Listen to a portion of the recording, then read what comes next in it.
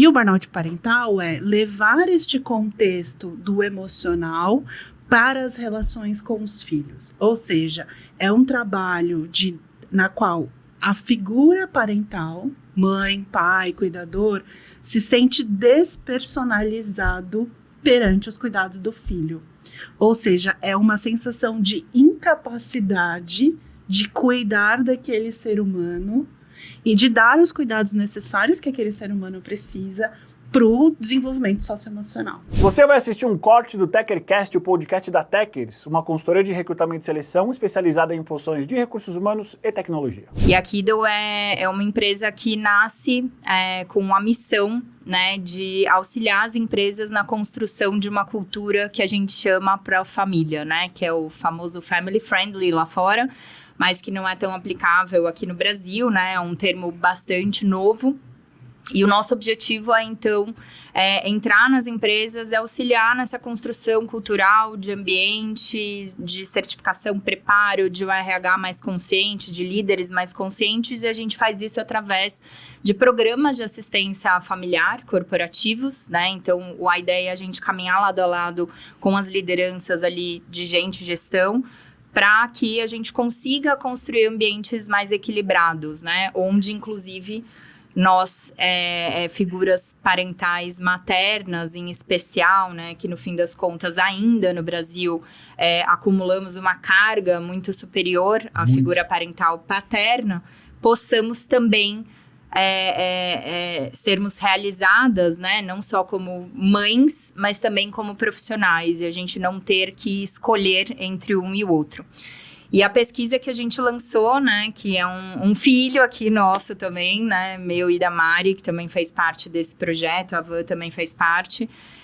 O nosso objetivo era, então, dar espaço, né, dar voz, dar espaço mesmo para que a gente possa trazer dados de mercado, ouvir, né, e entender quais são as percepções, os desafios dessas figuras parentais maternas no equilíbrio, né, entre trabalho e família e o quanto isso reverbera na sua saúde psicológica através de um termo muito novo também, que é o burnout parental. Então, a pesquisa ela tem o objetivo de mensurar, né, e desdobrar o índice de burnout parental das figuras parentais maternas no Brasil, e a gente conseguia, a partir desse indicador em especial, desdobrar aspectos relacionados a dados demográficos, né? Então, a gente enxergar como isso muda de acordo com o formato familiar, se é uma mãe solo, se é uma mãe que tem rede de apoio privada, pública, se ela trabalha, não trabalha, né? E aí a gente foi desdobrando uma pesquisa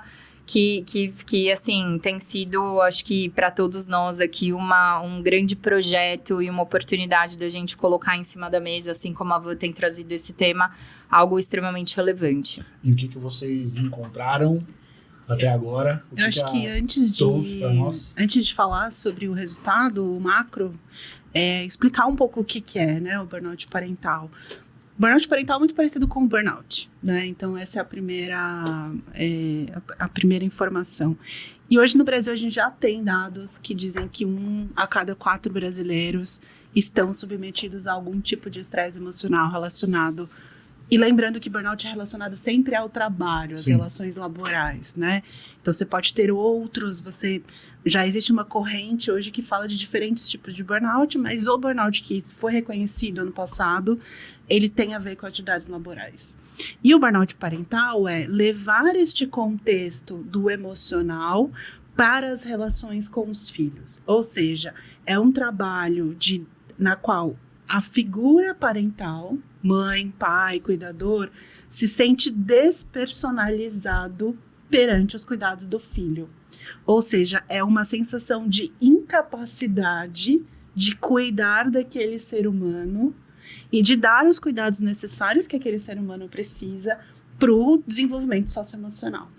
Então, não tem a ver com o teu sentimento, com a sua sensação de ineficiência perante aquilo que o seu filho, filha, precisa para se desenvolver no ambiente socioemocional, no desenvolvimento dele. E aí tem muito a ver também com os gatilhos de estresse, tem muito a ver com os gatilhos relacionados à ansiedade. Os sintomas são muito parecidos com o sintoma do burnout.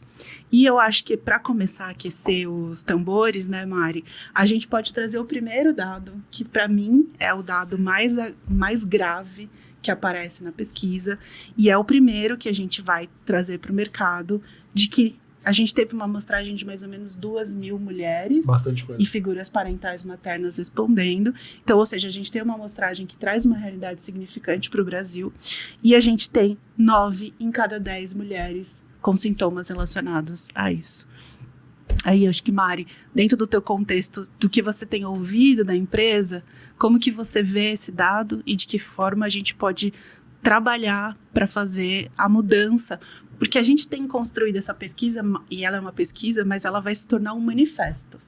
É um manifesto à sociedade civil para que a gente precisa parar e cuidar das mulheres, né, Mari? Como que você enxerga isso? Eu acho que uma vez que a gente tem a mulher cada vez mais presente dentro do mercado de trabalho, falar sobre a falta de preparo, tanto das empresas quanto da sociedade como um todo, de amparar essa mulher mãe, né, e profissional, é extremamente relevante. Então, a pesquisa ela tem essa motivação, né, que a gente, a partir desses dados e informações, a gente construa movimentos relacionados tanto a transformações sociais, né, uma vez que hoje, por exemplo, você tem 85% das crianças, né, de primeira e segunda infância sendo formadas única e exclusivamente em escolas públicas. A gente tem 86% dessas crianças com período, com meio período só, né, de assistência ali direcionada à escola.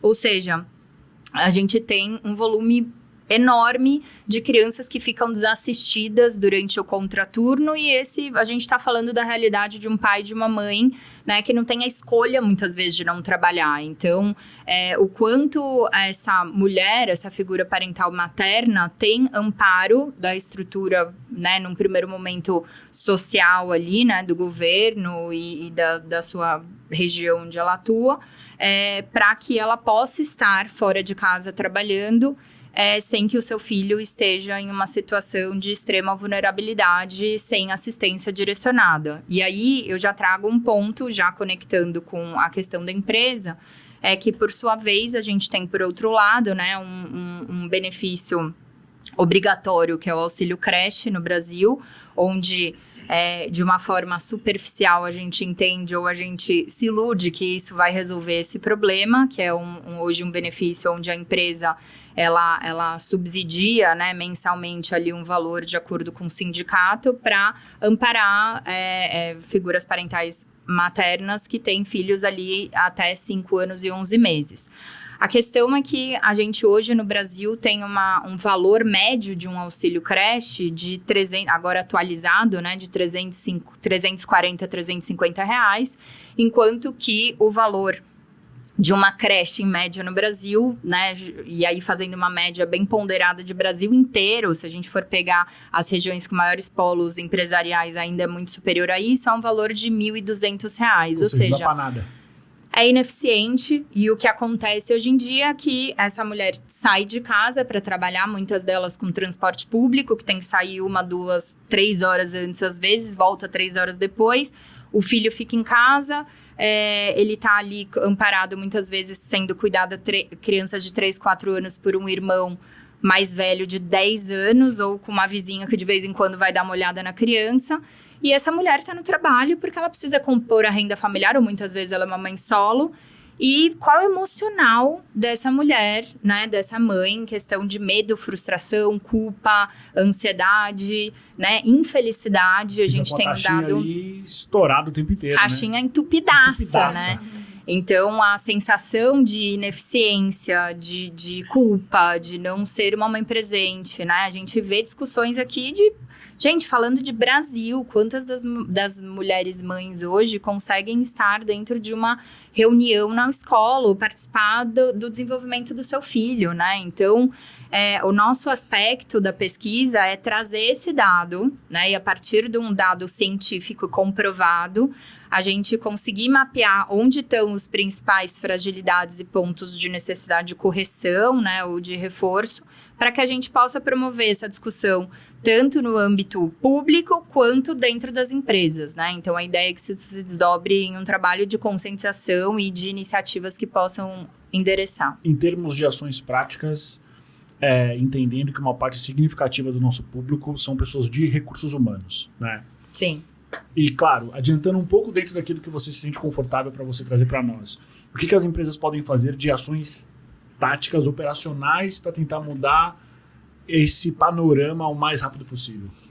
Eu acho que são, hoje, né, eu não tenho como desdobrar isso diferentemente do que a gente faz na Kido, que é como a gente entende que a gente consegue, de alguma forma, contribuir para essa transformação cultural. Acho que a primeira questão é a gente trazer esse tema que a Van falou, né? A parentalidade é inerente ao ser humano hoje em dia, então estamos aqui tendo filhos a todo tempo, isso faz parte, né, da vida do coletivo. A gente tem um dado muito importante, onde a gente muitas vezes não sabe, hoje 69% das mulheres no Brasil são mães.